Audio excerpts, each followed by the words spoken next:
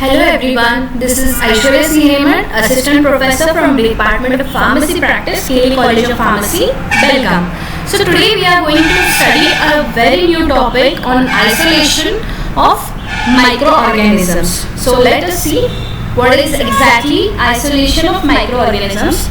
So by the end of this topic, you will be able to know what is isolation, why isolation is done, and what are the various isolation techniques. So mainly about isolation it is done to obtain a pure culture. So there are various mixed organisms that are present in air, soil, water. So what we want to focus, so if you want to isolate a particular bacteria and grow on a culture medium, so isolation is very much important. So there are various isolation techniques. So let us study one by one. For the isolation of bacteria, we use methods like streak culture method, pour plate culture method, enrichment and selective media, aerobic and anaerobic conditions, and separation of this vegetative and forming of bacteria, separation of motile and non-motile, that is the one which moves and the one which doesn't move, and animal inoculation and filtration of these. So let us study one by one methods. So for this streak culture, it is also known as surface method. So mainly this specimen, whatever is collected culture, it is taken in platinum loop. So it is spread on the surface of a well dried plate containing culture media. Culture media might be agar or anything, so which has got enough nutrients and enough oxygen for the bacteria to get produced. So inoculum is spread over the plate in series of parallel lines, that is streaks are made, then it is incubated at 37 degree, and after incubating it can be seen that the growth, so after incubating after 24 hours we can check the growth, that is there will be increased growth at the original site of the inoculation, and it becomes mainly growth can be seen, it becomes progressively thinner, and final series of streaks, it contains presence of colonies. So there will be bacterial colonies, whether in the Sarcina or colonized structure, the various bacteria can be seen. So this is how, so you all can see at the first picture there is a platinum loop.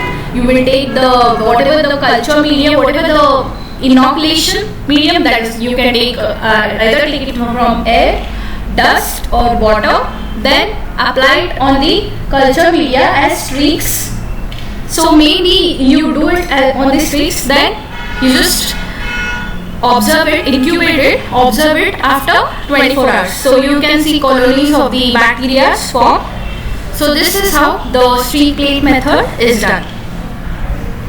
Next, mainly pour plate method. So in this method, whatever the specimen, that is bacterial specimen that you want to observe or isolate, that is first diluted in the tubes, either test tubes which contains agar medium or pectin or many other mediums, whichever is suitable for the bacteria. So that it is dipped in this mainly agar medium a number of times. So once it is dipped, so we know that there is a specimen medium. Then these inoculums, it is shaked thoroughly so that the whatever the specimen gets distributed properly, evenly, and next this whatever it is poured into sterile petri plates. So sterile petri plates which is washed and properly steriled or incubated or whatever, if it doesn't contain any bacteria or viruses, so as to there should not be any interference of other bacteria. So then it is sterile and then it is incubated. Then the whatever the culture medium is poured and specimen is there, and then it is incubated at 37 degree for 24 hours. And mainly after 24 hours, when we observe, there will be colonies of the bacterial colonies will be developed. So we can observe it.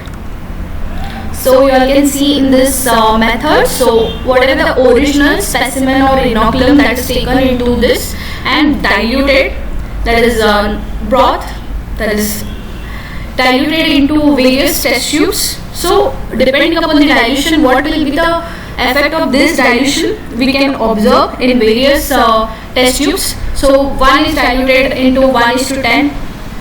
That is 1 ml of specimen and 10 ml of the culture medium and another. So on various series of dilution can be seen. So in that we can observe mainly various types of bacterial colonies will be formed. So then these various, it depends, that is surface colonies can be seen or mainly subsurface colonies can be seen. So this is one of the method. Next is isolation of viruses. So mainly isolation of viruses can be done in 3 types, that is animal inoculation or inoculation into embryonated eggs or tissue culture. So in animal inoculation, viruses can be isolated by inoculating them in animals like monkeys, mice or guinea pigs and rabbits.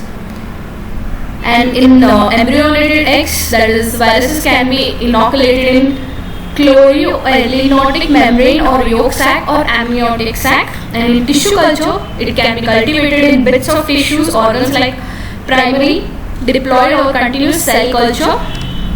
So you all can see example we have taken as lung tissue. So individual cells they are isolated, then it undergoes primary cell cultures and if there is any inhibition, contact inhibitions, and then these are transferred into new medium, that is secondary cell cultures. In this way they are formed into a continuous cell line. So in this way cell lines can be developed and it can be analyzed. Next, for the isolation of fungi, it can be isolated by growing in serboroid glucose agar, which contains peptone, dextrose, sodium chloride, agar and water. And for the isolation of protozoa, amoeba, that is for amoeba, Bock and Dobro's phasic medium is used, which contains egg slant with sterile serum or liver extract. So this sterile rice powder is added to this before inoculation with feces. Then it is incubated for 2 days. For this protozoa, that is Leishmania and Trichonosomes, that is for them this Novi, Macinal and Nicole medium is used. It contains 2 parts of salt and 1 part of defibrinated rabbit's blood. So you all can see the various examples of this isolation of protozoas. So this is how protozoas are isolated. So reference the Desire Effort book, textbook of health education and community pharmacy by M.K. Jain. Thank you for patient listening.